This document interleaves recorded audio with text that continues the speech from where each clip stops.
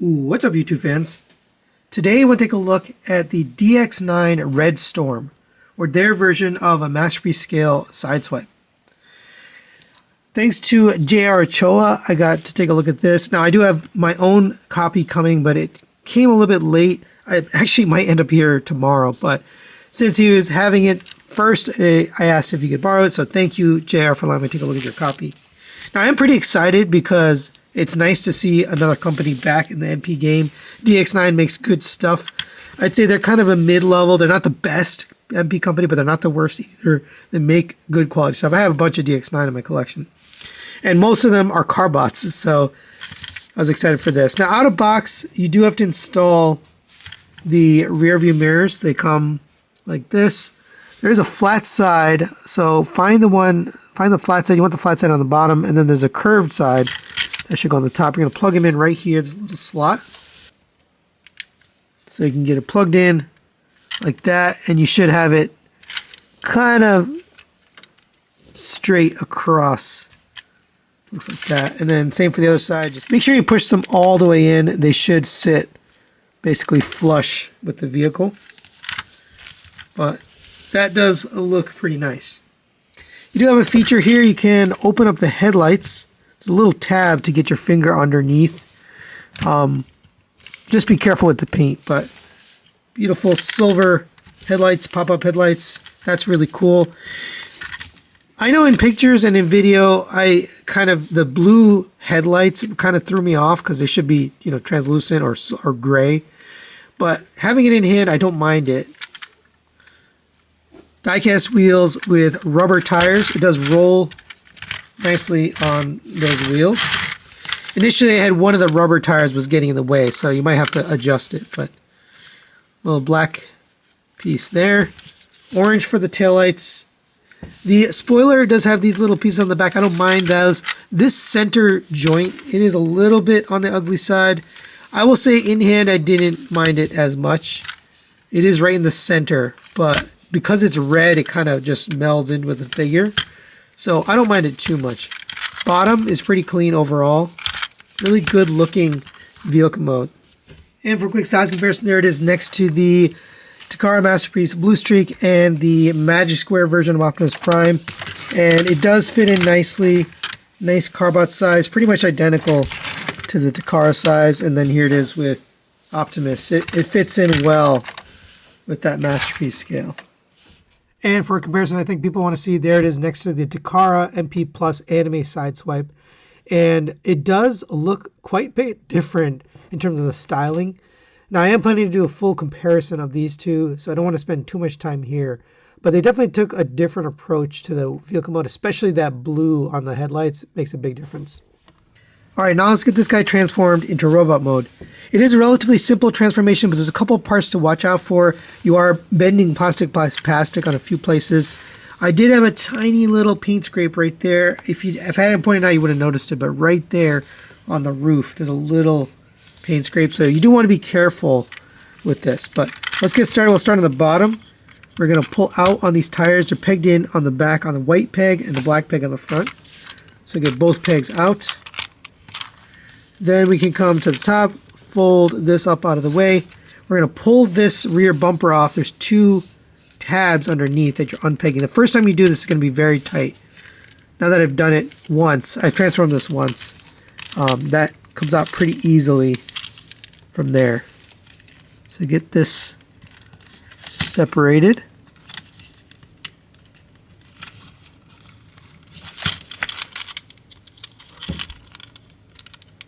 There we go. And once you have that kind of above and separate, we come to the front here. We're going to unpeg these two pieces from the side here. And then as we do that, we can come to the front. We're going to pull out on this, just the red hood piece, not this piece underneath. And pull that away and up and unpeg it from here. You'll hear it unpeg. Once it unpegs, you can slide this forward and make sure this peg is out. Otherwise, you'll have a hard time pulling it forward because it's this that it's attaching to. Right? So same on this one. Come to the front, unpeg it from here, pull up on this to unpeg it from the top. Make sure this is pulled out, and then you're going to slide this whole piece forward. And like I mentioned, this is holding it, so make sure you release that.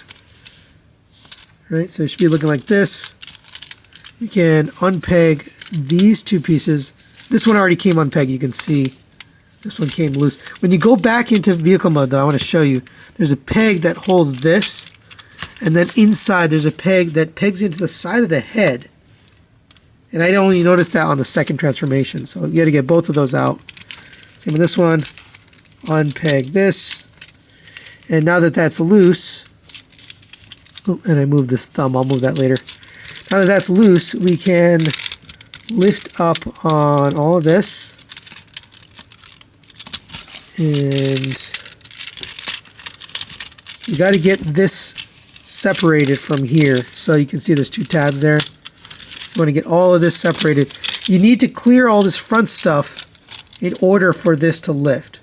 So don't attempt to lift this off before you've gotten space for this to clear. And now we have that clear, now we can take care of things. And things get a lot easier from here. So go ahead and take the leg. We're going to remove this section from in here. So pull up and then out and rotate around. And we're going to come to the bottom, rotate this foot out of the way. Come to the inside here, you're going to fold this wheel in. This window is pegged on top. So you got to pull it down and in. So you're kind of pushing it this way to get it past this little ridge. Again, it's more bending plastic. I don't love it, but that's how you have to do it.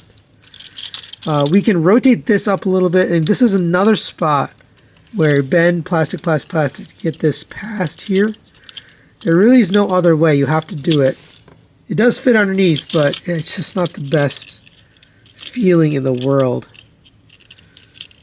All right, so this will tuck into here. You can open up this panel and open up this panel.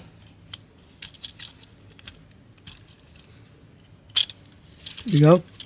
Rotate this back, and we'll see there's a peg right here and a tab right there. So get both of those in.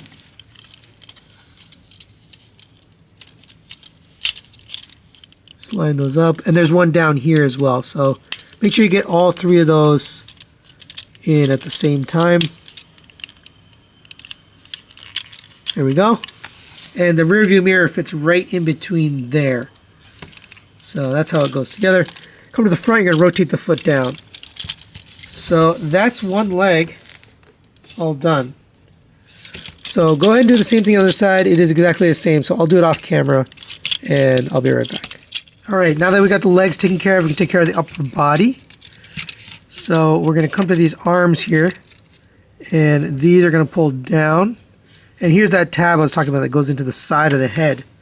Pretty cool little transformation there. But bring this down, extend the arm for this hand, bring this thumb down, and then bring the hand down. And that's one. So go ahead and do the same thing on this side. Bring this down, extend, bring the thumb out, bring the hand down.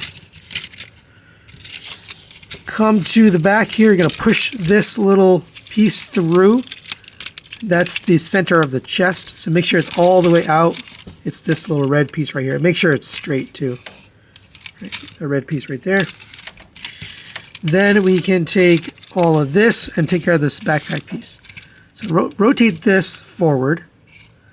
We're going to rotate this up. Bring these two black pieces down.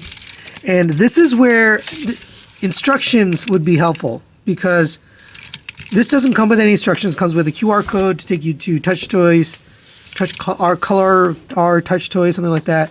A YouTube channel. It's Chinese, doesn't have any speaking. And when I first did it, I rotated like this and then in. And you don't want to do that. You want to rotate at this joint as much as possible first. So let's do that. So we're going to get this back. You can just get these upwards, but get this back. Fold this up into here. And you're bending again at this joint as much as possible. Get that all the way in. And if you've got it right, it should sit up higher in this little cavity. So it should be looking like this. So come to here. There's 2 pegs on each side. Here and here. Those are going to go into little slots on this white part. And it's hard to see it, but that's where it's going to go. And if you pull it down and the spoiler is in the way, that means you didn't have it right. So push up on this piece right here, and that should shift it upwards. Then bring this down and make sure those tabs make their way into the side of this white piece. Use this side first, and then come to this side and get this in. Both sides have to make it into that peg. There we go. It is a tight fit, again, bending plastic, but it does work. All right, let's come to the back to the front here. We're going to fold these panels up. That's the side of his head. Rotate this panel around. Bring this down. Bring this panel down. It's going to sit right there. And make sure those sides plugged in properly. Last bit here, we're going to bring this black piece right here back. Bring this down. This is sliding in on this slider here. Die-cast piece right here. Bring this in, bring this down. There's a peg here going into a slot on the front. And then there's a peg here, a tab, going into the back of this thing. So you get all of that at the same time. So get this down here.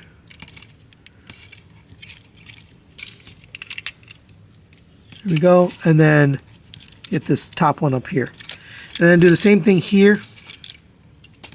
Bring this down. Make sure you bring the black panel back. Bring this over. Bring this down.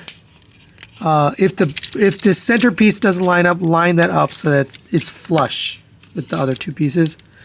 Then bring this down and do the same thing on this one.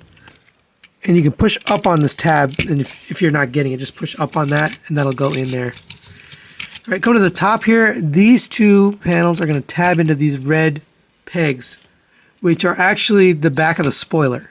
So that ends up being a structural component. So there's one. You can see the red tab made its way through, and then on this side, there's 2. So make sure those line up. If they don't line up, that means that you didn't have this spoiler aligned correctly. And we can go ahead and make him look a little less goofy. Fold up the hands, and you can make a fist or whatever. And last little bit here, we're going to rotate the thigh around. So you end up with the wheel on the outside, and then rotate the waist around. And to kind of finish them off, bring in the cannon here. There's a slot on here that'll fit onto a peg. You can put it on either side. I'm going to put it on this side just because that's accurate to the character. So get it on there, push it in, and you can kind of angle it however you want. All right, and there's Red Storm in robot mode. And I think this looks really nice. I really like how it turned out. Nice bright red and white paint. The arms are not quite white. They're like this bluish white. And you got white on the abs, black on the crotch, a little bit of white paint there. Die cast for the feet. Here's the back. It's very, very clean. There's no kibble anywhere except for this little piece right here. There's literally no kibble on this spot. It's very, very well done. Let's go over the articulation. The head's on a ball joint. It gets up to there, down to there, and you get side to side, and it rotates around. And there's a close-up on the head, so you can see that a little better. Shoulders rotate around on a hinge. It's an interesting joint that I haven't seen before. It gets up to there. It does collide a little bit, so just watch out. But that's how you can get it without, scraping up the paint. rotates around. You have rotation at the bicep, double joint elbow, full bend. You have a rotation at the wrist, in and out movement at the wrist. The fingers are pinned so in two places, but they're connected together, so they're not separate. You can't point with this guy. Thumb is on a ball joint and a pin. You can kind of get it posed. It's tough to make a fist with this, but you can pose those fingers. I just wish that at least the pointer finger was separate. Going down the waist, you have a waist rotation. Ab crunch gets you down to there. It's nicely toleranced. In the past, DX9 has had issues with that waist joint. This one is nicely done. It holds the spot, so that works. Overall, this is a pretty light figure. There's only die-cast in the feet, so there's not a lot of weight to hold. A little bit of die-cast here on these, but that's it. For the legs, there's hip skirts on the front, back, and sides. Not really sure why they chose to put the screw in the front. And then on the back, you have this design piece, but legs will kick up to there. Back to there, hindered by that design piece, so maybe that's why. Out to the side, all the friction joints are nicely tolerant. So everything feels good. There's no like loose or overly tight or overly loose joints. Rotation of the thigh at a cut joint. It does break the sculpt a little bit. You have a past 90-degree bend at the knee, single jointed, but there's a cutout on the back of the knee to allow the leg to go up to there. You have ankle tilts on this white piece, so you can tilt it out to there and back to there. Or you can move the toe independent of that white piece to get some, extreme wide poses if you need it. As far as the accessories, obviously I've already gone over the cannon here, and I actually forgot to mention the articulation. There's a hinge here at the top. You can also rotate it on that lower peg that we attach it to. You can switch sides if you want. Put it on this side. We also get his blaster done in that same bluish white paint. It matches with the arms there. And we can get that pegged into either hand as well. There's a peg on the inside. Actually, this will only peg into this hand because there's only one side. So it's meant to go in this hand only. Nice looking blaster though, and it fits nicely. All the tolerances are well done, so this works. And one feature I forgot to mention is you can put the gun on the shoulder and the shoulder cannon on the hand. So this one also has a little slot, so you can plug this in on that peg. And then you can take this, and because it has a peg here, you can put that in the hand and use it as a gun if you want. So kind of a neat option. Change it up if you want. We also get 2 of these hammers, but they turn into the pile drivers. So we can open up the hands and we can get this pegged into here. Again, it fits very securely into the palm. So you don't even need to close the fingers, but that's a good looking axe. We can also take the hand out. So if you pull the hand, it's on a peg, both of them. And if we take apart the axe, you can pull this off the front, this off the back. I guess this could be a weapon on its own. It could be like a wrench or something. This extends, by the way, but you can plug these into here if you want that look. Or you can plug the flat one in. So you have that look. And for some size comparisons, there it is next to the Magic Square version of Optimus Prime and the Takara Tomy Masterpiece Sunstreaker. And I think he fits in really nicely with the Masterpiece scale. Basically the same size as Sunstreaker, nice carbot size, and really works with the Masterpiece setup. And here's a comparison I think a lot of people want to see with the Takara Tomy Anime Plus version of Sideswipe. And what a difference in the design. They look very different. It's mainly due to the chest. And I don't have the Bad Cube version of Sideswipe, so I'm not going to be able to do that. But I will do a full comparison on these two. So stay tuned for that video. But man, yeah, what a difference. So final recommendations on the DX9 Red Storm. I'm going to give this a 4 to 5. I'm going to recommend it. I really like the robot mode. I think the overall cleanliness and compact nature of it, it really did a good job on the transformation. There's a couple of steps here and there that I don't love, but overall, I think it's pretty well done. Vehicle mode, I think, looks good, but when standing next to the Kara, I think there's some things that could have improved, but overall, it works. You can make it work. And posability is pretty darn good. You can see here I have a pretty good pose. Nice weapons and accessories. You get all the stuff you would need, plus more with the axes. I think that's a unique touch to make the pieces for the pile drivers into an axe. That's kind of cool. And overall, just, yeah, a fun figure. It's great to see DX9 returning to the MP game. I'm so happy to see that. I know they have a Prowl coming, you know, another MP car, and it's great to have these options. So that's it for today. Stay tuned for the comparison with the Takara MP Plus version. And thanks for watching, and we'll see you next time.